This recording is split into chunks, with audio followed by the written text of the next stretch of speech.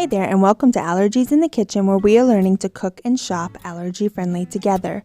These are the ingredients I'm using today, and I'm going to make a Batman birthday cake for my son. He was turning 5 and requested Batman for his birthday party.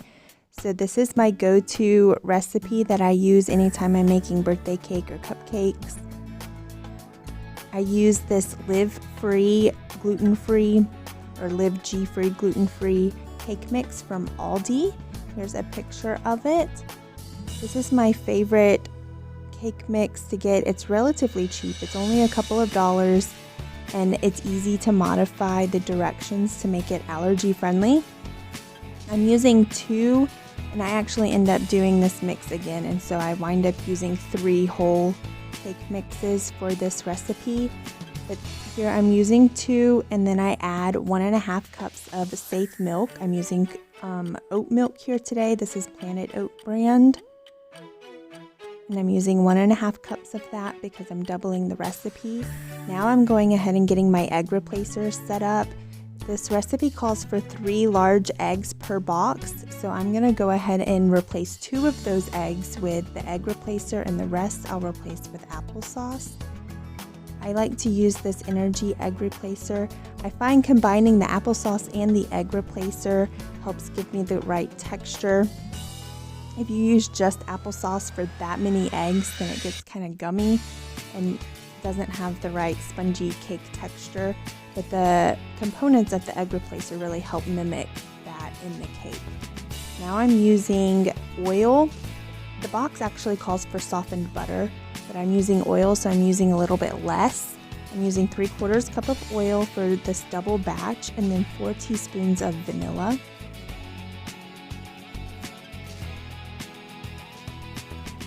Now I'm going to add my egg replacer. You want to let that sit and kind of gel up and combine a little bit, and make sure to use warm water. If you use cold water when you're mixing it up, it doesn't get gummy like it should.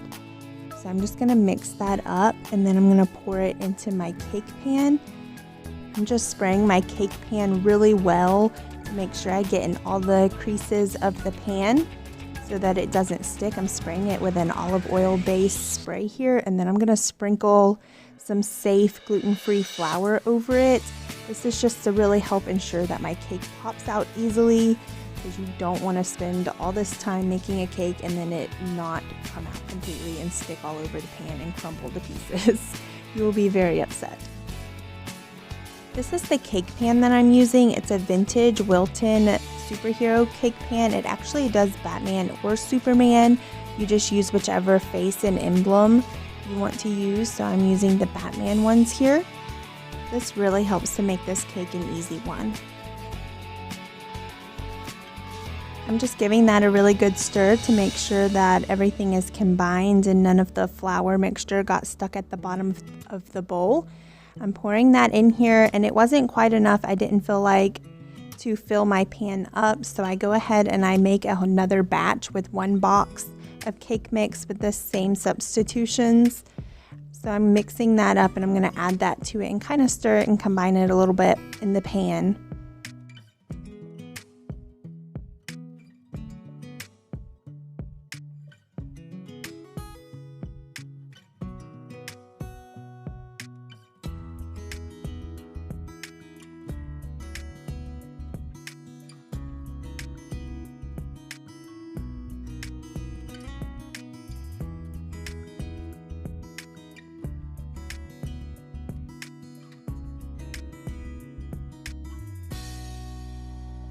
Here you see me tapping the pan on the counter. This is just to help get air bubbles out.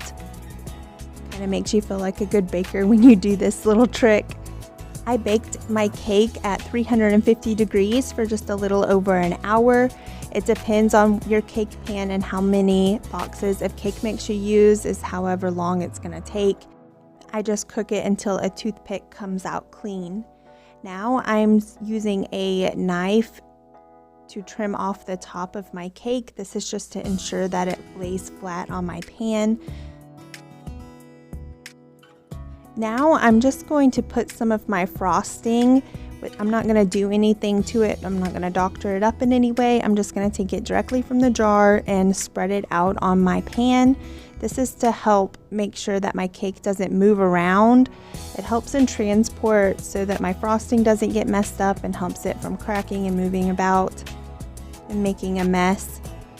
If I'm not making my frosting homemade, I usually buy Duncan Hines. Several of their flavors are actually top 8 free. Even the cream cheese and the chocolate is dairy free, which was quite surprising when I found that out.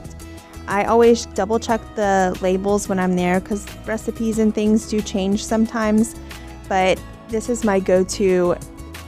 Oftentimes you'll find it on sale as well. I know a lot of grocery stores will put it on buy one get one free or 2 for $3, and I usually stock up on it then, so I have it in my pantry. It's really simple for birthday cakes. I doctor it up, or I keep it in the fridge in my pantry in order to pull out with my frozen cupcakes when we have a random get together for birthdays or whatever, and I need a safe option for my son to have.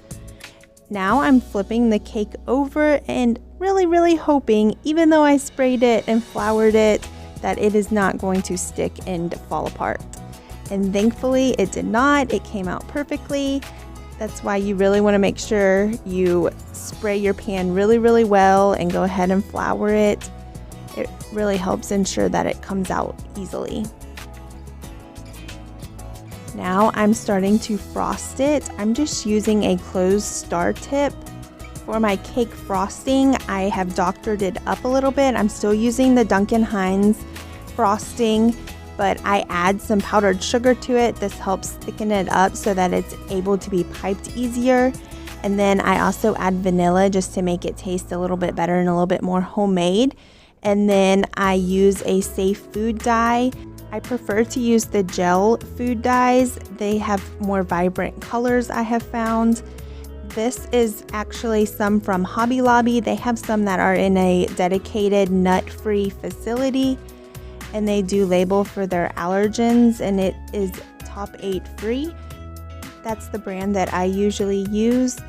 Here I've got a gray. It's supposed to be kind of like a black, but I have found from past experiences, if you make it really black, one, you have to add a lot more vanilla to cover up the flavor of the dye.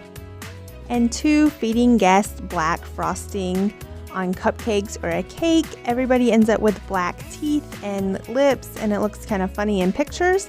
So I decided to just go with more of a gray than a black. And then I'm making his hands and his cape blue. I just kind of found a picture on Pinterest and was copying that. And this is a vintage cake pan from Wilton that I'm using. So it comes with the little face and emblem, which made this cake really easy. Is it just me, or is it oddly satisfying to watch somebody pipe a cake like this? I just think, I don't know, it just looks so satisfying for me to watch this. It's like those little videos on Instagram that play over and over with the chocolate pouring or something like that. A little tip that I have implemented since starting to make my own cakes and having to learn how to frost them. I didn't really need it for this one, but back when I made a rose cake for my daughter's birthday party back in September, I practiced piping the rosettes for the cake by just piping lines of them on a sheet of parchment paper, and then I would take a knife and swipe it up and put it back in the can, and I just did this over and over until I felt comfortable with it. If you're enjoying this video, please remember to hit the like button and subscribe to my channel so that you don't miss out on any more allergy-friendly content.